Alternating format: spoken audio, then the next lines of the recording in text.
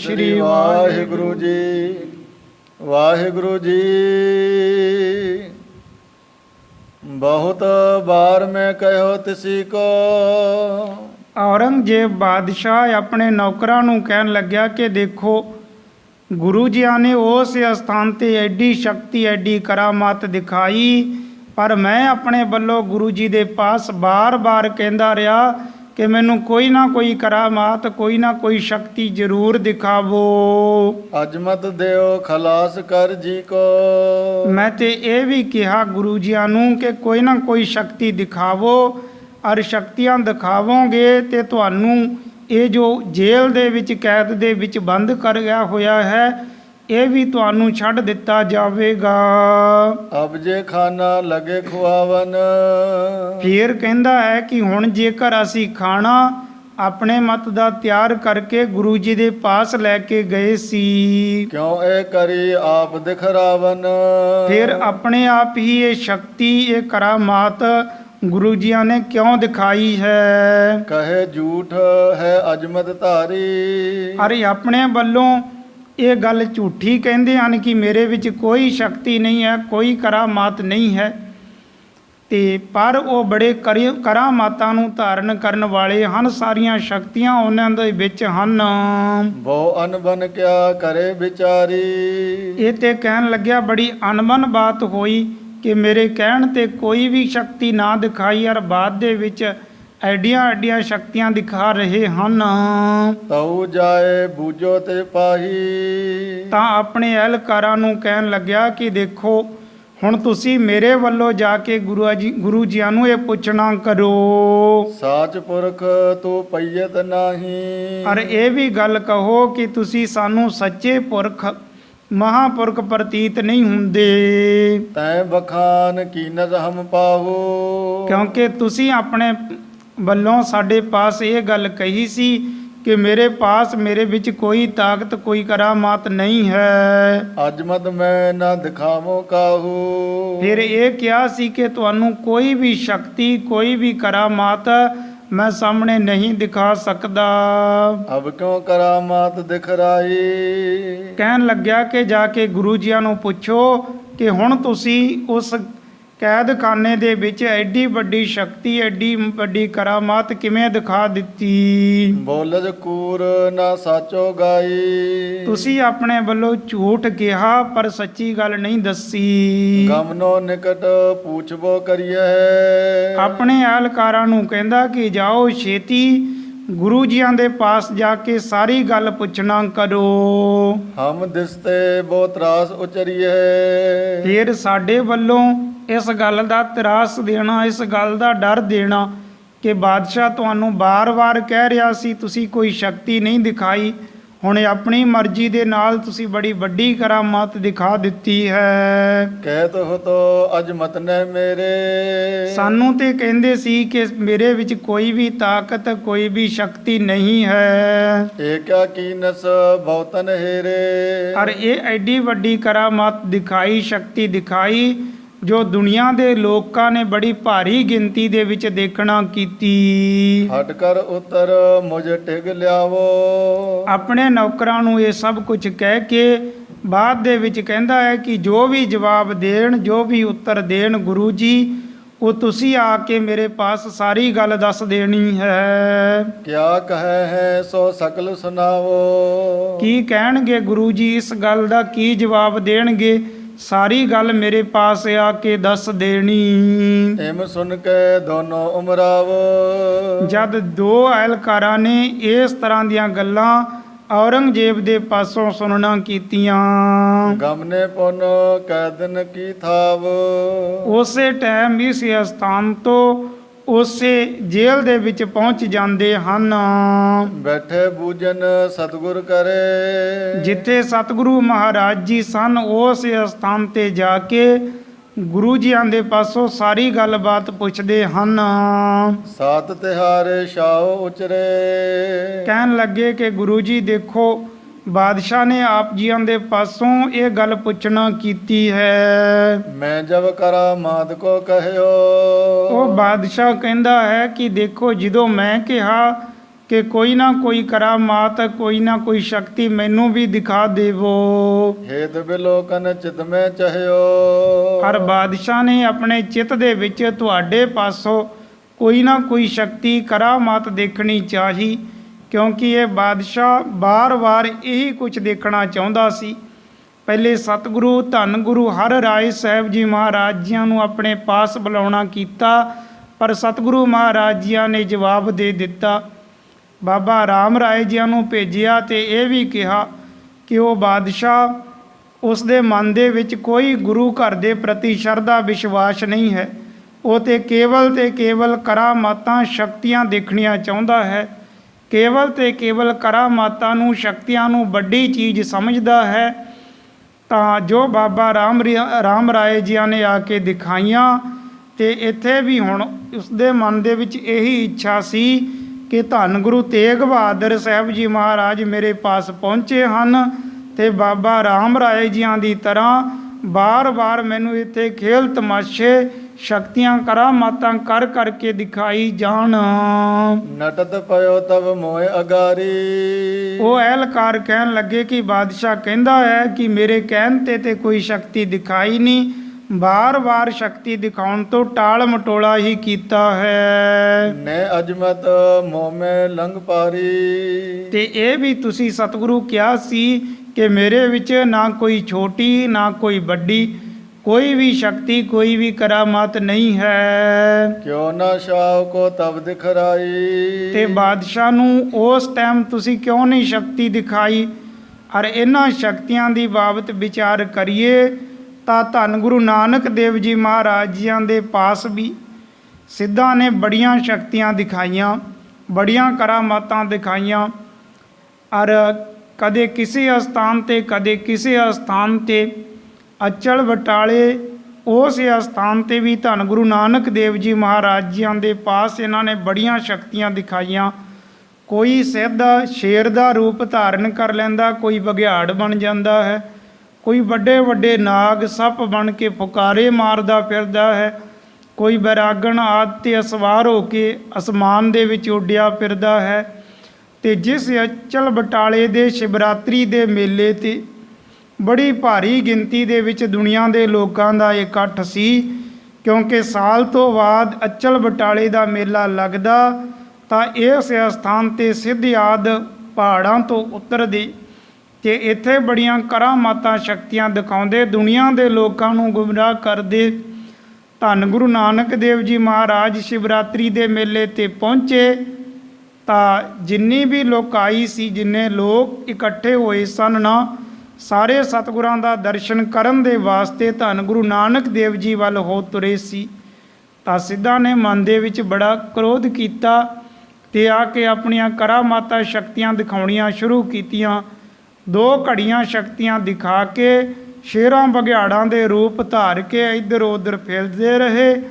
ਆਖਰਕਾਰ ਸਤਿਗੁਰਾਂ ਦੇ ਪਾਸ ਆ ਕੇ ਬੇਨਤੀ ਕੀਤੀ, ਕਹਿਣ ਲੱਗੇ ਜੀ ਸਾਡੀ ਸ਼ਕਤੀ, ਸਾਡੀ ਕਰਾਮਾਤ ਦੇਖ ਕੇ ਤੁਹਾਡੇ ਮਨ ਦੇ ਵਿੱਚ ਇਹ ਨਹੀਂ ਆਇਆ ਕਿ ਮੈਂ ਵੀ ਕੋਈ ਆਪਣੇ ਵੱਲੋਂ ਸ਼ਕਤੀ ਦਿਖਾਵਾਂ? ਤਾਂ ਧੰਨ ਗੁਰੂ ਨਾਨਕ ਦੇਵ ਜੀ ਮਹਾਰਾਜ ਕਹਿੰਦੇ, ਬਾਬਾ ਬੋਲੇ, ਨਾਥ ਜੀ ਸ਼ਬਦ ਸੁਣੋ ਸੱਚ ਮੁਖੋ ਅਲਾਈ, ਬਾਝੋ ਸੱਚੇ ਨਾਮ ਦੇ ਹੋਰ ਕਰਾਮਾਤ ਅਸਾਥੇ ਨਾਹੀ। ਧੰਨ ਗੁਰੂ ਨਾਨਕ ਦੇਵ ਜੀ ਮਹਾਰਾਜ ਜੀਆਂ ਨੇ ਸਿੱਧਾਂ ਨੂੰ ਕਿਹਾ ਕਿ ਕੇਵਲ ਵਾਹਿਗੁਰੂ ਦੇ ਨਾਮ ਤੋਂ ਬਿਨਾਂ ਹੋਰ ਸਾਡੇ ਪਾਸ ਹੋਰ ਕੋਈ ਸ਼ਕਤੀ ਕਰਾਮਾਤ ਨਹੀਂ ਹੈ। ਜਦ ਬਾਰ-ਬਾਰ ਇਹ ਫਿਰ ਵੀ ਕਹਿਣ ਤੋਂ ਨਹੀਂ ਹਟੇ, ਕਹਿਣ ਲੱਗੇ ਕਿ ਨਹੀਂ, ਨਾਨਕ ਝੂਠ ਬੋਲ ਰਿਹਾ ਹੈ, ਇਸਨੇ ਦੁਨੀਆ ਦੇ ਵਿੱਚ ਬੜੀਆਂ ਕਰਾਮਾਤਾਂ ਸ਼ਕਤੀਆਂ ਦਿਖਾਈਆਂ। ਤਾਂ ਬਾਰ-ਬਾਰ ਕਹਿਣ 'ਤੇ ਸਤਿਗੁਰੂ ਮਹਾਰਾਜ ਜੀਆਂ ਨੇ ਕੀ ਕੀਤਾ, ਇਹਨਾਂ ਨੂੰ ਕਹਿਣ ਲੱਗੇ ਕਿ ਦੇਖੋ ਤੁਸੀਂ ਸ਼ਕਤੀ ਦੇਖਣੀ ਚਾਹੁੰਦੇ ਹੋ? ਕਹਿੰਦੇ ਜੀ ਹਾਂ, ਅਸੀਂ ਸ਼ਕਤੀ ਜ਼ਰੂਰ ਦੇਖਣੀ ਚਾਹੁੰਦੇ ਹਾਂ। ਤਾਂ ਧੰਨ ਗੁਰੂ ਨਾਨਕ ਦੇਵ ਜੀ ਮਹਾਰਾਜ ਜੀਆਂ ਨੇ ਆਪਣੀ ਇੱਕੋ ਨਜ਼ਰ ਪਾਈ ਤੇ ਸਾਰਿਆਂ ਦੀ ਸ਼ਕਤੀ ਆਪਣੇ ਵੱਲ ਖਿੱਚ ਲਈ ਹੈ। ਸਾਰਿਆਂ ਦੀ ਸ਼ਕਤੀ ਖਿੱਚ ਲਈ, ਸਾਰੇ ਖਾਲੀ ਦੇ ਖਾਲੀ ਬੈਠੇ ਰਹਿ ਗਏ। ਜਦ ਇਹਨਾਂ ਨੂੰ ਪਤਾ ਚੱਲਿਆ ਕਿ ਸਾਡੇ ਵਿੱਚ ਜੋ ਤਾਕਤ ਸੀ, ਬਰਕਤ ਸੀ, ਕਰਾਮਾਤ ਸੀ, ਉਹ ਤੇ ਖਤਮ ਹੋ ਗਈ, ਇਹ ਬੜੇ ਹੈਰਾਨ ਹੋਏ, ਨਿੰਮੋਂ ਝੂੜੇ ਹੋ ਕੇ ਸਤਿਗੁਰਾਂ ਦੇ ਚਰਨੀ ਲੱਗੇ। ਤਾਂ ਫਿਰ ਸਤਿਗੁਰਾਂ ਦੇ ਪਾਸ ਬੇਨਤੀਆਂ ਕਰਨ ਤੋਂ ਬਾਅਦ ਸਤਿਗੁਰਾਂ ਇਹਨਾਂ ਨੂੰ ਤਾਕਤ, ਇਹਨਾਂ ਦੀ ਕਰਾਮਾਤ ਸ਼ਕਤੀ ਉਹ ਫਿਰ ਵਾਪਸ ਦੇ ਦਿੱਤੀ ਗਈ ਸੀ। ਤੇ ਹੁਣ ਬਾਦਸ਼ਾਹ ਔਰੰਗਜ਼ੇਬ ਇਹ ਵੀ ਕਰਾਮਾਤ ਨੂੰ ਹੀ ਵੱਡੀ ਚੀਜ਼ ਸਮਝਦਾ ਹੈ। ਬਾਰ-ਬਾਰ ਹੁਣ ਇਹ ਕਹਿੰਦਾ ਸੀ ਕਿ ਗੁਰੂ ਜੀ ਮੈਨੂੰ ਕੋਈ ਸ਼ਕਤੀ ਦਿਖਾਵੋ। ਇਹਦੇ ਅਹਿਲਕਾਰ ਕਹਿਣ ਲੱਗੇ ਕਿ ਬਾਦਸ਼ਾਹ ਕਹਿੰਦਾ ਹੈ ਕਿ ਮੇਰੇ ਕਹਿਣ 'ਤੇ ਤੁਸੀਂ ਕੋਈ ਸ਼ਕਤੀ ਨਹੀਂ ਦਿਖਾਈ, ਪਰ ਇਸ ਸਥਾਨ 'ਤੇ ਤੁਹਾਡੇ ਪਾਸ ਭੋਜਨ ਹਾਜ਼ਰ ਕੀਤਾ ਗਿਆ, ਤੁਸੀਂ ਵੱਡੀ ਕਰਾਮਾਤ ਦਿਖਾ ਦਿੱਤੀ ਹੈ। ਜਿਸ ਤੇ ਪਾਵਤ ਅਦਕ ਵਡਾਈ। ਔਰ ਜੇਕਰ ਤੁਸੀਂ ਬਾਦਸ਼ਾਹ ਦੇ ਪਾਸ ਸ਼ਕਤੀ ਦਿਖਾਉਂਦੇ ਤੁਹਾਨੂੰ ਬੜੀ ਵਡਿਆਈ ਪ੍ਰਾਪਤ ਹੋਣੀ ਸੀ। ਪੁਨ ਕਾਰਾਗ੍ਰਹਿ ਮੇ ਰੁਕ ਕਰਕੇ।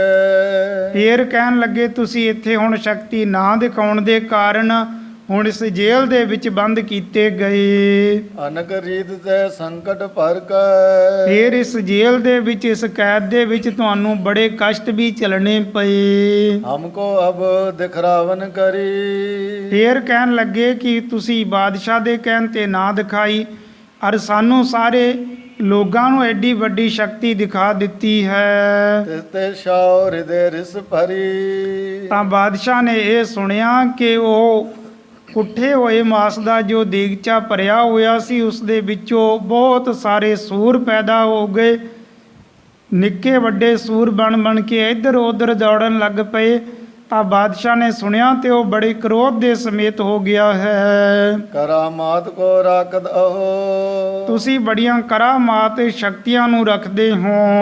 ਮੁਕਤੇ ਬੌਰ ਝੂਠ ਕੋ ਕਹੋ। ਮੁਖ ਤੋਂ ਇਹ ਝੂਠੀ ਗੱਲ ਕਹਿੰਦੇ ਹੋ ਕਿ ਮੇਰੇ ਵਿੱਚ ਕੋਈ ਸ਼ਕਤੀ ਨਹੀਂ ਹੈ। ਤੁਮਰੇ ਅਨਬਨ ਹੇਰ ਮਹਾਨੇ। ਇਹ ਤੇ ਅਨਵਨ ਗੱਲ ਅਸੀਂ ਦੇਖਣਾ ਕੀਤੀ ਹੈ। ਉੱਤਰ ਬੁਝਿਓ ਸ਼ਾਉ ਸੁਜਾਨੇ। ਇਸ ਅਯੋਗ ਗੱਲ ਨੂੰ ਦੇਖ ਕੇ ਬਾਦਸ਼ਾਹ ਨੇ ਤੁਹਾਡੇ ਪਾਸੋਂ ਇਸ ਗੱਲ ਦਾ ਉੱਤਰ, ਇਸ ਗੱਲ ਦਾ ਜਵਾਬ ਮੰਗਿਆ ਹੈ। ਆਪ ਅਬੇ ਉੱਤਰ ਦਿਓ ਜੈਸੇ। ਤਾਂ ਸਤਿਗੁਰਾਂ ਨੂੰ ਕਹਿਣ ਲੱਗੇ ਦੇਖੋ ਗੁਰੂ ਜੀ ਤੁਸੀਂ ਹੁਣ ਇਸ ਗੱਲ ਦਾ ਜਵਾਬ ਦਿਓ, ਇਸ ਗੱਲ ਦਾ ਉੱਤਰ ਦਿਓ। ਅਸੀਂ ਬਾਦਸ਼ਾਹ ਪਾਸ ਜਾ ਕੇ ਉਹੀ ਗੱਲ ਕਹਿ ਦੇਣੀ ਹੈ। ਜਾਏ ਸੁਨਾਵੇ ਤਿਸ ਕੋ ਤੈਸੇ। ਉਸੇ ਤਰ੍ਹਾਂ ਜਿਸ ਤਰ੍ਹਾਂ ਤੁਸੀਂ ਕਹੋਗੇ ਅਸੀਂ ਬਾਦਸ਼ਾਹ ਦੇ ਪਾਸ ਜਾ ਕੇ ਦੱਸ ਦੇਣਾ ਹੈ। ਰਿਸ ਕਰ ਰਿਓ ਸ਼ਾਉ ਮਨ ਮਾਹੀ। ਉਹ ਬਾਦਸ਼ਾਹ ਤੇ ਮਨ ਦੇ ਵਿੱਚ ਇਸ ਗੱਲ ਦੀ ਬੜੀ ਰਿਸ, ਬੜਾ ਕ੍ਰੋਧ ਕਰ ਰਿਹਾ ਹੈ। ਪਠਿਓ ਹਮੇ ਆਏ ਚਲ ਪਾਈ। ਉਸ ਦੇ ਭੇਜੇ ਹੋਏ ਹੀ ਤੁਹਾਡੇ ਪਾਸ ਆਏ ਹਾਂ। ਸ੍ਰੀ ਗੁਰੂ ਤੇਗ ਬਹਾਦਰ ਰਾਏ। ਧੰਨ ਗੁਰੂ ਤੇਗ ਬਹਾਦਰ ਸਾਹਿਬ ਜੀ ਮਹਾਰਾਜ ਕਹਿਣ ਲੱਗੇ ਉਮਰਾਵਨ ਕੋ ਕਹਿਓ 부ਝਾਏ। ਇਹ ਉਮਰਾਵ ਜੋ ਦੋ ਚੱਲ ਕੇ ਆਏ ਸੀ ਇਹਨਾਂ ਨੂੰ ਸਮਝਾ ਕੇ ਸਤਿਗੁਰਾਂ ਦੱਸਣਾ ਕੀਤਾ। ਇਸ ਕੋ ਤੁਮ ਅਜਮਤ ਨਹਿ ਜਾਨੋ। ਸਤਿਗੁਰੂ ਕਹਿਣ ਲੱਗੇ ਬਈ ਇਸ ਨੂੰ ਤੁਸੀਂ ਕੋਈ ਅਜਮਤ, ਕੋਈ ਸ਼ਕਤੀ, ਕੋਈ ਕਰਾਮਾਤ ਨਾ ਸਮਝੋ। ਮਨ ਕੇ ਖੋਟ ਵਿਚਾਰ ਪਛਾਨੋ। ਇਹ ਤੇ ਤੁਹਾਡੇ ਮਨ ਦੇ ਖੋਟ ਹਨ, ਮਨ ਦੇ ਖੋਟੇ ਵਿਚਾਰ ਹਨ। ਕਰੇ ਭਾਵਨਾ ਜੈਸੈ ਕੋਏ। ਜਿਸ ਤਰ੍ਹਾਂ ਦੀ ਕੋਈ ਭਾਵਨਾ ਕਰਦਾ ਹੈ ਤਿਸ ਕੋ ਤਸ ਫਲ ਪ੍ਰਾਪਤ ਹੋਏ। ਉਸ ਨੂੰ ਉਸੇ ਤਰ੍ਹਾਂ ਦਾ ਫਲ ਪ੍ਰਾਪਤ ਹੋ ਜਾਂਦਾ ਹੈ। ਹੁਣ ਸਤਿਗੁਰੂ ਮਹਾਰਾਜ ਜੀ ਨੇ ਦੋਨੇ ਅਹਿਲਕਾਰਾਂ ਨੂੰ ਸਮਝਾਉਣਾ ਕੀਤਾ ਕਿ ਇਹ ਕੋਈ ਕਰਾਮਾਤ ਨਹੀਂ ਹੈ, ਕੋਈ ਸ਼ਕਤੀ ਨਹੀਂ ਹੈ। ਜਿਸ ਤਰ੍ਹਾਂ ਦੀ ਤੁਹਾਡੀ ਭਾਵਨਾ ਸੀ ਉਸ ਤਰ੍ਹਾਂ ਦਾ ਤੁਹਾਨੂੰ ਫਲ ਮਿਲ ਗਿਆ ਹੈ। ਤੁਸੀਂ ਸਾਡੇ ਧਰਮ ਨੂੰ ਭ੍ਰਸ਼ਟ ਕਰਨਾ ਚਾਹੁੰਦੇ ਸੀ, ਤੁਹਾਡਾ ਆਪਣਾ ਧਰਮ ਭ੍ਰਸ਼ਟ ਹੋ ਗਿਆ ਹੈ। ਸ੍ਰੀ ਖੁਦਾਏ ਦਰਗਾਹ ਮਝਾਰ। ਉਸ ਖੁਦਾ ਦੀ ਦਰਗਾਹ ਦੇ ਵਿੱਚ ਉਥੇ ਤੇ ਸੱਚਾ ਨਿਆਂ ਹੁੰਦਾ ਹੈ। ਏਵ ਨਿਆਵੇ ਸਦਾ ਉਧਾਰ। ਇਸੇ ਤਰ੍ਹਾਂ ਦਾ ਹੀ ਸਦਾ ਨਿਆਂ ਹੁੰਦਾ ਹੈ। ਉੱਥੇ ਝੂਠ ਦੀ ਗੱਲ ਨਹੀਂ ਹੈ। ਕੇਵਲ ਤੇ ਕੇਵਲ ਸੱਚਾ ਨਿਆਂ ਅਤੇ ਪੂਰਾ ਨਿਆਂ ਉਸ ਪਰਮੇਸ਼ਵਰ ਦੀ ਦਰਗਾਹ ਦੇ ਵਿੱਚ ਹੁੰਦਾ ਹੈ। ਧਰਮ ਪ੍ਰਿਸ਼ਟ ਹਮਰੇ ਕੋ ਚਾਹਿਓ। ਤੁਸੀਂ ਚਾਹੁੰਦੇ ਸੋ ਕਿ ਇਸ ਤਰ੍ਹਾਂ ਦਾ ਹਲਾਲ ਕੀਤਾ ਹੋਇਆ ਮਾਸ ਖਵਾਵਾਂਗੇ, ਇਹਨਾਂ ਦਾ ਧਰਮ ਭ੍ਰਸ਼ਟ ਹੋ ਜਾਵੇਗਾ, ਆਪਣੇ ਧਰਮ ਦੇ ਵਿੱਚ ਪਰਪੱਕ ਨਹੀਂ ਰਹਿਣੇ ਤੇ ਉਲਟਾ ਤੁਸੀਂ ਆਪਣਾ ਧਰਮ ਨਾਸ ਕਰਵਾ ਲਿਆ ਹੈ। ਤਿਸ ਕੋ ਫਲ ਤੁਮ ਤੈਸੋ ਲਹਿਓ। ਜਿਸ ਤਰ੍ਹਾਂ ਦੇ ਖੋਟੇ ਵਿਚਾਰ ਤੁਹਾਡੇ ਮਨ ਦੇ ਵਿੱਚ ਸੀ ਨਾ, ਉਸੇ ਤਰ੍ਹਾਂ ਦਾ ਤੁਹਾਨੂੰ ਫਲ ਮਿਲ ਗਿਆ ਹੈ। ਹਿੰਦੂ ਜਨਮ ਹਮਾਰੋ ਜਾਨ। ਅਰ ਤੁਸੀਂ ਇਹ ਸਮਝਿਆ ਕਿ ਇਸਲਾਮ ਧਰਮ ਦੇ ਵਿੱਚ ਤੇ ਇਹ ਆਉਂਦੇ ਨਹੀਂ ਹਨ। ਕੁਠਿਓ ਪਠੋ ਮਾਸ ਹਿਤ ਖਾਨ। ਫਿਰ ਆਪਣੀਆਂ ਹੀ ਸਕੀਮਾਂ ਕਰਕੇ ਤੁਸੀਂ ਕੁੱਠਿਆ ਹੋਇਆ ਮਾਸ ਇਹ ਦੇਗਚਾ ਭਰ ਕੇ ਸਾਡੇ ਪਾਸ ਭੇਜ ਦਿੱਤਾ। ਤੁਮਰੇ ਹੁਤੀ ਸ਼ੁਕਰਨ ਆਨ। ਤੁਹਾਡੇ ਧਰਮ ਦੇ ਵਿੱਚ ਸ਼ੂਕਰਾਂ ਦੀ ਸੂਰ ਦੀ ਆਣ ਕਸਮ ਮੰਨੀ ਜਾਂਦੀ ਹੈ। ਛੂਓ ਨਾ ਜਿਸ ਕੋ ਕਹਾਂ ਸੋ ਖਾਨ।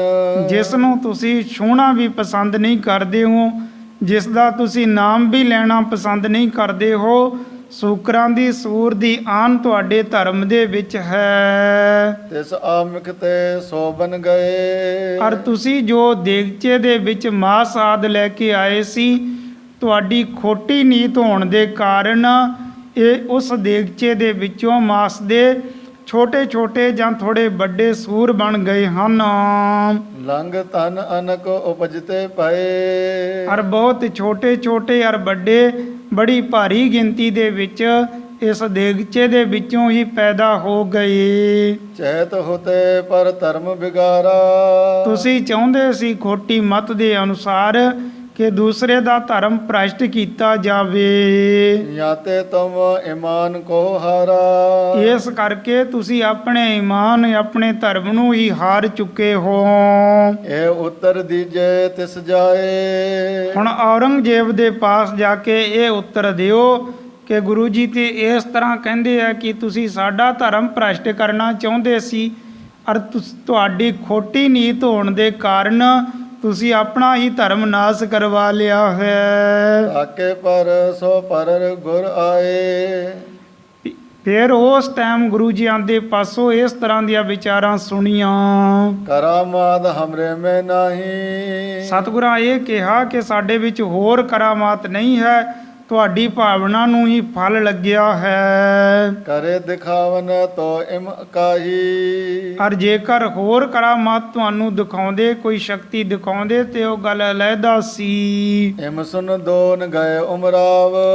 ਸਤਿਗੁਰਾਂ ਦੇ ਪਾਸੋਂ ਇਸ ਤਰ੍ਹਾਂ ਦੇ ਵਿਚਾਰ ਸੁਣ ਕੇ ਦੋਨੇ ਅਹਿਲਕਾਰ ਉਸੇ ਟਾਈਮ ਔਰੰਗਜ਼ੇਬ ਦੇ ਪਾਸ ਪਹੁੰਚ ਜਾਂਦੇ ਹਨ। ਪਹੁੰਚੇ ਹੁਦੋ ਸ਼ਾਹ ਜਿਸ ਥਾਵ। ਜਿਸ ਥਾਂ ਤੇ ਬਾਦਸ਼ਾਹ ਔਰੰਗਜ਼ੇਬ ਸੀ, ਬੜਾ ਕ੍ਰੋਧ ਦਾ ਭਰਿਆ ਪੀਤਾ ਬੈਠਾ ਸੀ, ਉਸ ਸਥਾਨ ਤੇ ਔਰੰਗਜ਼ੇਬ ਦੇ ਪਾਸ ਪਹੁੰਚ ਜਾਂਦੇ ਹਨ। ਕਹਿਵਤ ਗੁਰ ਕੀ ਸਕਲ ਸੁਨਾਈ। ਜੋ ਵਚਨ ਸਤਿਗੁਰਾਂ ਕਹੇ ਸੀ, ਦੱਸੇ ਸੀ, ਉਹ ਸਾਰੀ ਦੀ ਸਾਰੀ ਵਾਰਤਾ ਇਸ ਔਰੰਗੇ ਦੇ ਪਾਸ ਦੱਸ ਦਿੱਤੀ। ਹਮੇ ਕਰਾਮਾਤ ਨਹਿਰਾਈ। ਕਿ ਗੁਰੂ ਜੀ ਤੇ ਕਹਿ ਰਹੇ ਹਨ ਕਿ ਸਾਡੇ ਵਿੱਚ ਇਹ ਸ਼ਕਤੀ ਕਰਾਮਾਤ ਨਹੀਂ ਹੈ। ਭਇਓ ਭਾਵਨਾ ਕੋ ਫਲ ਇਹੀ। ਇਹ ਤੇ ਤੁਹਾਡੀ ਭਾਵਨਾ ਨੂੰ ਫਲ ਲੱਗਿਆ ਹੈ। ਜਿਸ ਤਰ੍ਹਾਂ ਦੇ ਖੋਟੇ ਵਿਚਾਰ ਤੁਹਾਡੇ ਮਨ ਦੇ ਵਿੱਚ ਸੀ, ਉਸ ਤਰ੍ਹਾਂ ਦਾ ਤੁਹਾਨੂੰ ਫਲ ਮਿਲ ਗਿਆ ਹੈ। ਬਨੇ ਮਾਤੇ ਸ਼ੂਕਰ ਜੇਈ। ਤੁਹਾਡੀ ਭਾਵਨਾ ਦੇ ਕਾਰਨ ਹੀ ਸ਼ੂਕਰ ਸੂਰ ਮਾਸ ਤੋਂ ਬਣ ਗਏ ਹਨ। ਹਮਨੇ ਅਜਮਤ ਨੇ ਦਿਖਰਾਈ। ਫਿਰ ਗੁਰੂ ਜੀਆਂ ਨੇ ਇਹ ਕਿਹਾ ਕਿ ਅਸੀਂ ਕੋਈ ਸ਼ਕਤੀ ਨਹੀਂ ਦਿਖਾਈ ਹੈ। ਤੁਮ ਹੀ ਬਾਦ ਕੋ ਫੇਰ ਬਨਾਈ। ਔਰ ਤੁਹਾਡੀ ਹੀ ਖੋਟੀ ਮਤ ਦੇ ਕਾਰਨ ਇਹ ਉਲਟੀ ਬਾਤ ਤੁਹਾਡੇ ਤੇ ਹੀ ਆਣ ਪਈ ਹੈ। ਸੁਨ ਕਰ ਸ਼ਾਹ ਰੋਸ ਕੋ ਤਾਰਾ। ਜਦ ਔਰੰਗਜ਼ੇਬ ਨੇ ਇਹ ਗੱਲ ਸੁਣੀ ਤੇ ਉਸ ਦਾ ਕ੍ਰੋਧ ਹੋਰ ਵੀ ਦੂਣਾ ਚੌਣਾ ਵੱਧ ਜਾਂਦਾ ਹੈ। ਪਹਿਲੇ ਤੇ ਉਸ ਨੂੰ ਇਸ ਗੱਲ ਦਾ ਹੀ ਬੜਾ ਅਫਸੋਸ ਸੀ, ਦੁੱਖ ਸੀ ਕਿ ਗੁਰੂ ਜੀਆਂ ਨੇ ਮੇਰੇ ਕਹਿਣ ਤੇ ਸ਼ਕਤੀ ਨਹੀਂ ਦਿਖਾਈ, ਅਰੇ ਆਪਣੀ ਮਰਜ਼ੀ ਦੇ ਨਾਲ ਉਸ ਸਥਾਨ ਤੇ ਬੜੀ ਕਰਾਮਾਤ ਦਿਖਾ ਦਿੱਤੀ ਹੈ। ਹੁਣ ਸਤਿਗੁਰਾਂ ਇਹ ਕਿਹਾ ਕਿ ਤੁਹਾਡੀ ਖੋਟੀ ਭਾਵਨਾ ਦੇ ਕਾਰਨ ਹੀ ਇਸ ਤਰ੍ਹਾਂ ਹੋ ਗਿਆ ਹੈ, ਤਾਂ ਇਸ ਔਰੰਗੇ ਦਾ ਕ੍ਰੋਧ ਹੋਰ ਵੀ ਵੱਧ ਜਾਂਦਾ ਹੈ। ਸਭ ਹਨ ਮੇ ਅਸਬਾਕ ਉਚਾਰਾ। ਤੇ ਸਾਰਿਆਂ ਦੇ ਵਿੱਚ ਇਸ ਤਰ੍ਹਾਂ ਕਹਿਣ ਲੱਗੇ, ਕਹਿ ਕਿਸ ਕੋ ਮੈਂ ਤੁਰਕ ਬਣਾਉ। ਤਾਂ ਫਿਰ ਬੜੇ ਕ੍ਰੋਧ ਦੇ ਵਿੱਚ ਭਰਿਆ ਪੀਤਾ ਇਹ ਆਪਣੇ ਅਹਿਲਕਾਰਾਂ ਨੂੰ ਕਹਿਣ ਲੱਗਿਆ ਕਿ ਦੇਖੋ, ਹੁਣ ਮੈਂ ਦੋਨੇ ਗੱਲਾਂ ਦੇ ਵਿੱਚੋਂ ਇੱਕ ਗੱਲ ਜ਼ਰੂਰ ਕਰਕੇ ਰਹਾਂਗਾ। ਜਾਂ ਤਾਂ ਗੁਰੂ ਜੀਆਂ ਨੂੰ ਇਸਲਾਮ ਦੇ ਵਿੱਚ ਲੈ ਕੇ ਆਵਾਂਗਾ, ਤੁਰਕ ਬਣਾਵਾਂਗਾ, ਜਾਂ ਉਹਨਾਂ ਦੇ ਪਾਸੋਂ ਆਪਣੀ ਮਨ ਭਾਉਂਦੀ ਕਰਾਮਾਤ ਦੇਖਣੀ ਕਰਾਂਗਾ। ਤੇ ਬੜੇ ਕ੍ਰੋਧ ਦੇ ਸਮੇਤ ਹੋ ਕੇ ਆਪਣੇ ਅਹਿਲਕਾਰਾਂ ਨੂੰ ਕਹਿਣ ਲੱਗਾ ਸ਼ਰਾ ਆਪਣੀ ਵਿਖੇ ਚਲਾਉ। ਕਿ ਹੁਣ ਮੈਂ ਇਹ ਜ਼ਰੂਰ ਕਰਾਂਗਾ ਕਿ ਆਪਣੀ ਸ਼ਰ੍ਹਾ ਦੇ ਵਿੱਚ ਗੁਰੂ ਜੀਆਂ ਨੂੰ ਜ਼ਰੂਰ ਲੈ ਕੇ ਆਵਾਂਗਾ, ਇਸਲਾਮ ਧਰਮ ਦੇ ਵਿੱਚ ਲੈ ਕੇ ਆਵਾਂਗਾ, ਅਰੇ ਆਪਣੀ ਸ਼ਰ੍ਹਾ ਜ਼ਰੂਰ ਮਨਾ ਕੇ ਦਿਖਾਵਾਂਗਾ। ਕਹਿ ਇਸ ਤੇ ਅਜਮਦ ਪਤੇ ਆਉ। ਜੇ ਇਸ ਤਰ੍ਹਾਂ ਨਾ ਹੋਇਆ ਤਾਂ ਦੂਸਰੀ ਗੱਲ ਆਪਣੀਆਂ ਮਨ ਭਾਉਂਦੀਆਂ ਕਰਾਮਾਤਾਂ ਸ਼ਕਤੀਆਂ ਬਾਬਾ ਰਾਮ ਰਾਏ ਜੀਆਂ ਦੀ ਤਰ੍ਹਾਂ ਦੇਖਣਾ ਕਰਾਂਗਾ। ਜਿਸ ਤਰ੍ਹਾਂ ਮੇਰੇ ਕਹਿਣ ਤੇ ਉਹ ਜੋ ਵੀ ਮੈਂ ਕਹਿੰਦਾ ਉਹੀ ਸ਼ਕਤੀ ਕਰਾਮਾਤ ਦਿਖਾਉਂਦੇ, ਜਾਂ ਗੁਰੂ ਜੀ ਦੇ ਪਾਸੋਂ ਇਸੇ ਤਰ੍ਹਾਂ ਦੀਆਂ ਕਰਾਮਾਤਾਂ ਸ਼ਕਤੀਆਂ ਦੇਖਾਂਗਾ। ਜਿਮ ਮੁਖ ਤੇ ਮੈਂ ਕਹਿਉ ਕਰਾਉ। ਔਰ ਜਿਸ ਤਰ੍ਹਾਂ ਆਪਣੇ ਮੂੰਹ ਤੋਂ ਮੈਂ ਕਵਾਂਗਾ ਉਸੇ ਤਰ੍ਹਾਂ ਦੀ ਸ਼ਕਤੀ ਦੇਖਾਂਗਾ। ਇਹ ਦੋਨੇ ਗੱਲਾਂ ਦੇ ਵਿੱਚੋਂ ਇੱਕ ਗੱਲ ਜ਼ਰੂਰ ਕਰਵਾਵਾਂਗਾ। ਦਵੇ ਮੈਂ ਏਕ ਕਰੇ ਮਨ ਹੈ। ਜੇਕਰ ਦੋਨਾਂ ਦੇ ਵਿੱਚੋਂ ਇੱਕ ਵੀ ਕਰਨੀ ਮੰਨ ਜਾਣਗੇ। ਅਜਮਦ ਕੇਰ ਛਪਾਵਨ ਠਾਨੇ। ਅਜਮਤ ਨੂੰ ਕਰਾਮਾਤ ਨੂੰ ਸ਼ਕਤੀ ਨੂੰ ਫਿਰ ਵੀ ਛਪਾ ਕੇ ਰੱਖਣਗੇ, ਫਿਰ ਵੀ ਮੇਰੇ ਕਹਿਣ ਤੇ ਸ਼ਕਤੀ ਨਹੀਂ ਦਿਖਾਉਣਗੇ। ਸਿਰਰ ਆਪਣੇ ਕਹੋ ਨਿਰਵਾਹ ਹੈ। ਆਪਣੇ ਹੱਠ ਦੇ ਉੱਪਰ ਹੀ ਤੁਲੇ ਰਹਿਣਗੇ ਕਿ ਇਸ ਦੇ ਪਾਸ ਔਰੰਗਜ਼ੇਬ ਦੇ ਪਾਸ ਸ਼ਕਤੀ ਨਹੀਂ ਦਿਖਾਉਣੀ। ਇਸ ਹੱਠ ਨੂੰ ਧਾਰਨ ਕਰਕੇ ਜੇਕਰ ਮੈਨੂੰ ਕੋਈ ਵੀ ਸ਼ਕਤੀ ਨਹੀਂ ਦਿਖਾਉਣਗੇ ਤੋ ਆਪਣੋ ਨੇ ਜੀਵਨ ਚਾਹੇ। ਜੇਕਰ ਦੋਨੇ ਗੱਲਾਂ ਮੇਰੀਆਂ ਨਾ ਮੰਨੀਆਂ ਕਿ ਸ਼ਕਤੀ ਕੋਈ ਵੀ ਸਾਹਮਣੇ ਮੇਰੇ ਕਹਿਣ ਤੇ ਨਾ ਦਿਖਾਈ ਔਰ ਇਸਲਾਮ ਧਰਮ ਨੂੰ ਵੀ ਨਾ ਕਬੂਲ ਕੀਤਾ, ਤਾਂ ਤੀਸਰੀ ਗੱਲ ਫਿਰ ਉਹਨਾਂ ਦੇ ਜੀਵਨ ਨੂੰ ਮੈਂ ਖਤਮ ਕਰਾਂਗਾ, ਜਾਣੇ ਉਹਨਾਂ ਨੂੰ ਇਸ ਦੁਨੀਆ ਦੇ ਵਿੱਚੋਂ ਖਤਮ ਕਰ ਦੇਵਾਂਗਾ।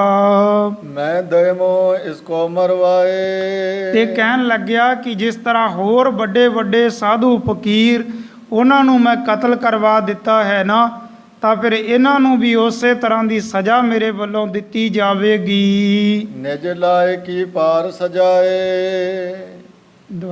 ਨਿਜ ਲਾਇ ਕੀ ਪਾਏ ਸਜਾਏ। ਔਰ ਆਪਣੇ ਕੀਤੇ ਹੋਏ ਦੀ ਜਿਸ ਤਰ੍ਹਾਂ ਦੀ ਸਜ਼ਾ ਦੇ ਲਾਇਕ ਹੋਣਗੇ ਉਸੇ ਤਰ੍ਹਾਂ ਦੀ ਸਜ਼ਾ ਫਿਰ ਗੁਰੂ ਜੀ ਪਾ ਲੈਣਗੇ। ਤੋ ਜਗ ਮੈਂ ਜਾਣੇ ਡਰ ਮੇਰੋ। ਤਾਂ ਫਿਰ ਜਦ ਇਸ ਤਰ੍ਹਾਂ ਹੋਵੇਗਾ ਕਿ ਮੇਰੇ ਕਹਿਣ ਦੇ ਅਨੁਸਾਰ ਜਾਂ ਕਰ ਗੁਰੂ ਜੀ ਇਸਲਾਮ ਦੇ ਵਿੱਚ ਆ ਜਾਣਗੇ, ਜਾਂ ਕਰ ਗੁਰੂ ਜੀ ਮੇਰੇ ਕਹਿਣ ਦੇ ਮੁਤਾਬਕ ਸ਼ਕਤੀਆਂ ਦਿਖਾਉਣ ਲੱਗ ਜਾਣਗੇ, ਜਾਂ ਕਰ ਤੀਸਰੀ ਗੱਲ ਦੋਨੇ ਗੱਲਾਂ ਨਾ ਮੰਨਣ ਤੇ ਮੈਂ ਗੁਰੂ ਜੀਆਂ ਨੂੰ ਉਸੇ ਤਰ੍ਹਾਂ ਦੀ ਸਜ਼ਾ ਦੇਵਾਂਗਾ ਜਿਸ ਤਰ੍ਹਾਂ ਵੱਡੇ ਵੱਡੇ ਫਕੀਰ ਪਹਿਲਾਂ ਕਤਲ ਕਰਵਾ ਦਿੱਤੇ ਹਨ। ਤਾਂ ਸਾਰੀ ਦੁਨੀਆ ਦੇ ਵਿੱਚ ਮੇਰਾ ਡਰ, ਮੇਰੀ ਤਾਂਕ ਬੜੀ ਫੈਲ ਜਾਣੀ ਹੈ। ਫੇਰ ਮਨੋਰਥ ਪੂਰਨ ਹੈਰੋ। ਫੇਰ ਮੈਂ ਸਮਝਾਂਗਾ ਕਿ ਮੇਰੇ ਮਨ ਦਾ ਮਨੋਰਥ ਹੁਣ ਪੂਰਾ ਹੋਵੇਗਾ। ਇਮਕੇ ਤੂਸ਼ਨ ਪਾਤੁਰ ਕੇਸ਼। ਬੜੇ ਕ੍ਰੋਧ ਦੇ ਸਮੇਤ ਇਸ ਤਰ੍ਹਾਂ ਦੀ ਬਕਵਾਸ ਕਰਕੇ ਇਹ ਬਾਦਸ਼ਾਹ ਔਰੰਗਜ਼ੇਬ ਚੁੱਪ ਹੋ ਜਾਂਦਾ ਹੈ। ਮਹਾਮੰਦ ਮਤ ਚੇਤ ਕਲੇਸ਼। ਜੋ ਬੜੀ ਖੋਟੀ ਮਤ ਵਾਲਾ ਹੈ, ਇਹ ਇਸੇ ਤਰ੍ਹਾਂ ਦਾ ਲੜਾਈ ਝਗੜਾ ਇਸ ਤਰ੍ਹਾਂ ਦਾ ਵਧਾਉਣਾ ਚਾਹੁੰਦਾ ਹੈ। ਦੋਹਰਾ ਇਤ ਆਦਿ ਤਰਕਸ਼ ਮਹਾ ਤੁਰਕੇਸ਼ ਮਤ ਮੰਦ। ਤਾਂ ਇਸ ਤਰ੍ਹਾਂ ਮੰਦੀ ਮਤ ਵਾਲਾ ਔਰੰਗਾ ਇਸ ਤਰ੍ਹਾਂ ਦੀਆਂ ਵਿਚਾਰਾਂ ਆਪਣੇ ਮਨ ਦੇ ਵਿੱਚ ਵਿਚਾਰ ਕੇ ਆਪਣੇ ਅਹਿਲਕਾਰਾਂ ਦੇ ਪਾਸ ਕਹਿੰਦਾ ਹੈ। ਨਾਸ਼ ਕਰਿਓ ਚੈ ਰਾਜ ਕੋ ਹਤਸ ਪ੍ਰਤਾਪ ਬਿਲੰਦ। ਇਹ ਆਪਣੀ ਖੋਟੀ ਮਤ ਦੇ ਅਨੁਸਾਰ ਇਸ ਤਰ੍ਹਾਂ ਦੇ ਖੋਟੇ ਕਾਰਨਾਮੇ ਕਰਕੇ ਆਪਣੇ ਰਾਜ ਤੇਜ ਨੂੰ ਵਿਨਾਸ਼ ਕਰਨਾ ਚਾਹੁੰਦਾ ਹੈ।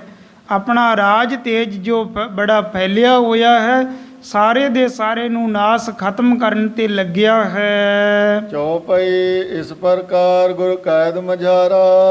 ਇਸ ਤਰ੍ਹਾਂ ਧੰਨ ਗੁਰੂ ਤੇਗ ਬਹਾਦਰ ਸਾਹਿਬ ਜੀ ਮਹਾਰਾਜ ਦਿੱਲੀ ਦੇ ਉਸ ਕੈਦਖਾਨੇ ਦੇ ਵਿੱਚ ਹਨ। ਕਰੇ ਬਿਲਾ ਅਨੇਕ ਪ੍ਰਕਾਰਾ। ਪਰ ਸਤਿਗੁਰੂ ਮਹਾਰਾਜ ਤੇ ਉਸ ਕੈਦਖਾਨੇ ਦੇ ਵਿੱਚ ਵੀ ਬੜੇ ਆਨੰਦ ਦੇ ਵਿੱਚ ਹਨ, ਅਰੇ ਆਪਣੇ ਬੜੇ ਬਿਲਾਸ ਬੜੇ ਸੁਖ ਭੋਗਦੇ ਹਨ।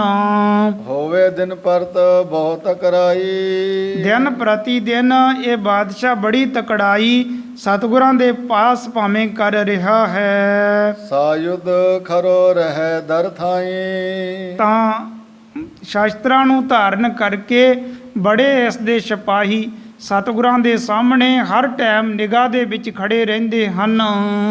रात दिवस में एक समाना, ਰਾਤ ਦਿਨ ਇਹ ਬਾਦਸ਼ਾਹ ਦੇ ਸਿਪਾਹੀ ਗੁਰੂ ਜੀਆਂ ਦੇ ਸਾਹਮਣੇ ਸ਼ਸਤਰ ਵਸਤਰ ਧਾਰ ਕੇ ਖੜੇ ਰਹਿੰਦੇ ਹਨ। ਜੇਕਰ ਇੱਕ ਬਦਲਦਾ ਹੈ ਦੂਸਰਾ ਖੜ ਜਾਂਦਾ ਹੈ। ਇਸ ਤਰ੍ਹਾਂ ਗੁਰੂ ਜੀਆਂ ਨੂੰ ਆਪਣੀ ਨਿਗਾਹ ਦੇ ਹੇਠ ਹੀ ਰੱਖਦੇ ਹਨ। दिड होए राखे देखे थाना, ਬੜੇ ਦ੍ਰਿੜ ਹੋ ਕੇ ਬੜੇ ਤਕੜੇ ਹੋ ਕੇ ਆਪਣੇ ਪਹਿਰੇ ਦੇ ਉੱਪਰ ਖੜੇ ਰਹਿੰਦੇ ਹਨ। ਹਰ ਟਾਈਮ ਗੁਰੂ ਜੀਆਂ ਦੇ ਉੱਪਰ ਆਪਣੀ ਨਜ਼ਰ ਬਣਾ ਕੇ ਰੱਖਦੇ ਹਨ। जाम जामनी जब हूँ रहे, ਫੇਰ ਜਦ ਅੱਧੀ ਕੁ ਰਾਤ ਦਾ ਸਮਾਂ ਬਤੀਤ ਹੋ ਜਾਂਦਾ ਹੈ, ਅੰਮ੍ਰਿਤ ਵੇਲੇ ਦਾ ਸਮਾਂ ਹੋ ਜਾਂਦਾ ਹੈ। तब सतगुर मज्जन को चाहे, ਅੰਮ੍ਰਿਤ ਵੇਲੇ ਦਾ ਸਮਾਂ ਹੋਇਆ ਜਾਣ ਕੇ ਸਤਿਗੁਰੂ ਮਹਾਰਾਜ ਇਸ਼ਨਾਨ ਕਰਨਾ ਚਾਹੁੰਦੇ ਹਨ। उठ पर अंक परते तत्काल, ਅੰਮ੍ਰਿਤ ਵੇਲੇ ਹੀ ਸਾਵਧਾਨ ਹੋ ਕੇ ਸਤਿਗੁਰੂ ਆਪਣੇ ਪਲੰਘੇ ਦੇ ਉੱਪਰੋਂ ਉੱਠ ਜਾਂਦੇ ਹਨ। तज बंधन सब ताह कृपाल, ਤੇ ਗੁਰੂ ਮਹਾਰਾਜ ਜੀਆਂ ਦੇ ਬੰਧਨ ਜੋ ਇਹਨਾਂ ਨੇ ਪਾਏ ਹੋਏ ਸੀ ਇਹ ਸਾਰੇ ਆਪਣੇ ਆਪ ਖੁੱਲ ਜਾਂਦੇ ਹਨ। तारो खुल कपाट छट जाए, ਅੰਮ੍ਰਿਤ ਵੇਲੇ ਦਾ ਸਮਾਂ ਹੋ ਜਾਂਦਾ ਹੈ, ਸਤਿਗੁਰੂ ਆਪਣੇ ਪਲੰਘੇ ਤੋਂ ਉੱਠ ਜਾਂਦੇ ਹਨ ਤੇ ਇਹ ਜੇਲ੍ਹ ਦੇ ਵਿੱਚ ਜਿੰਨੇ ਵੀ ਅੱਗੇ ਤੋਂ ਅੱਗੇ ਇਹਨਾਂ ਨੇ ਜਿੰਦਰੇ ਲਗਾਏ ਹੋਏ ਸੀ ਨਾ ਸਾਰੇ ਆਪਣੇ ਆਪ ਖੁੱਲ ਜਾਂਦੇ ਹਨ। ਆਪਣੇ ਆਪ ਦਰਵਾਜ਼ੇ ਖੁੱਲ ਜਾਂਦੇ ਹਨ। तब कारागृह ते निकसाए, ਅੰਮ੍ਰਿਤ ਵੇਲਾ ਹੁੰਦਾ ਹੈ, ਆਪਣੇ ਆਪ ਕਪਾਟ ਖੁੱਲ ਜਾਂਦੇ ਹਨ, ਜਿੰਦਰੇ ਖੁੱਲ ਜਾਂਦੇ ਹਨ ਤੇ ਸਤਿਗੁਰੂ ਮਹਾਰਾਜ ਇਸ ਜੇਲ੍ਹ ਦੇ ਵਿੱਚੋਂ ਬਾਹਰ ਆਉਂਦੇ ਹਨ। थिरियो रहे ते पिखे सिपाही, ਉਹ ਸਿਪਾਹੀ ਜਿੱਥੇ ਜਿੱਥੇ ਉਹ ਨਿਗਾਹ ਤੇ ਖੜੇ ਸੀ, ਪਹਿਰੇ ਤੇ ਖੜੇ ਸੀ, ਉਹ ਉੱਥੇ ਉੱਥੇ ਖੜੇ ਦੇ ਖੜੇ ਹੀ ਰਹਿ ਜਾਂਦੇ ਹਨ।